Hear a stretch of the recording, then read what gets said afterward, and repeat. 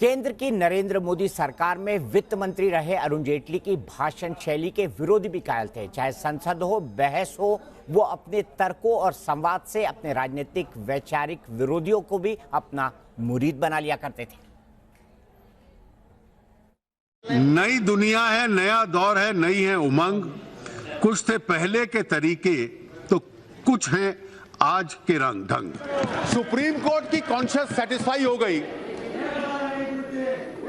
लेकिन कांग्रेस पार्टी की चुनावी जरूरत उससे सेटिस्फाई नहीं हुई।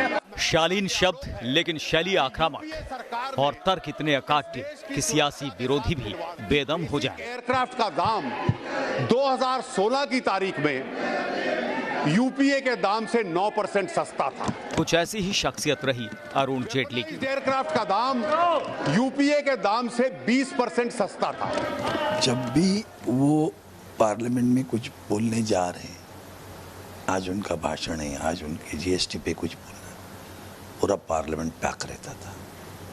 वोकैबुलरी, लैंग्वेज, जिस तरह से वो सामने वाले सभी विपक्ष हो कि कोई भी हो, उनको समझाने में जो कामयाब होते थे जिस तरीके से कि विपक्ष के पास सवाल ही नहीं था कि आप क्या पूछे। अरुण जेटली जिनका सियासी सफर एक योद्धा जैसा रहा, जिसमें उन्होंने कभी मुड़कर नहीं देखा। जेटली अपनी भाषण शैली के कारण बेहद लोकप्रिय रहे। राज्यसभा में बतौर नेता विपक्ष जेटली के तार्किक अचूक तर्क सत्ता पक्ष के लिए अबूझ चुनौती की तरह रहे। 58,000 करोड़ का पूरा डील है। ऑफसेट हुए 29,000 के अगले 10 साल तक टोटल। साल 2009 में अरुण जेटली को राज्यसभा में नेता विपक्ष बनाया गया था। राज्यसभा में बतौर नेता विपक्ष जेटली बहुत तैयारी के साथ यूपीए सरकार को घेरते थे। सदन के अंदर ही नहीं, बाहर भी मीडिया में जेटली का जलवा था और वो अपने इंटरव्यू और प्रेस कॉन्फ्रेंस में यूपीए की तत्कालीन सरकार पर हमला बोलने का कोई मौका नहीं छोड़ते थे। बेहद गंभीर स्वभाव के जेटली को शेरो शायरी का भी बहुत शौक था और उनका ये अंदाज उनके वित्त मंत्री काल में देखने को मिला, जब वो बजट पेश करते थे। कई बार उन्होंने शायरियों के जरिए विपक्ष को अपने निशाने पर लिया। सबसे पहले साल 2015 में उनकी शायरी ने सबका ध्यान खींचा था।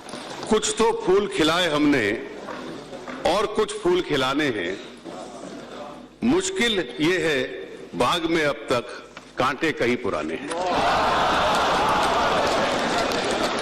अरुण जेटली की शायरी का दौर साल 2016 के बजट में चला। बजट पेश करते समय जेटली ने कौन सी शायरी पढ़ी थी, आप भी सुनिए।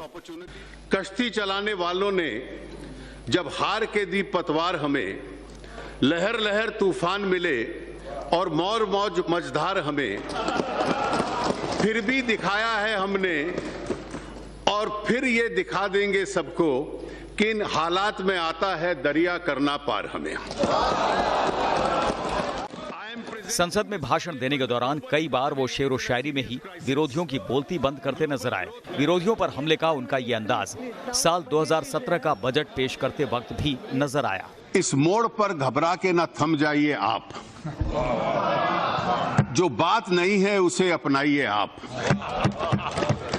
डरते हैं नई राह पे क्यों चलने से, हम आगे आगे चलते हैं, आइए आप। नोटबंदी के ऐलान के बाद भी जेटली ने कुछ इस तरह विपक्ष को निशाने पर लिया। नई दुनिया है, नया दौर है, नई है उमंग। बहुत अच्छा। नई दुनिया है, नया दौर है, नई है उमंग। कुछ थे पहले के तरीके तो कुछ हैं आज के रंग ढंग। रोशनी आके अंधेरों से जो टकराई है, काले धन को भी बदलना पड़ा आज अपना रंग।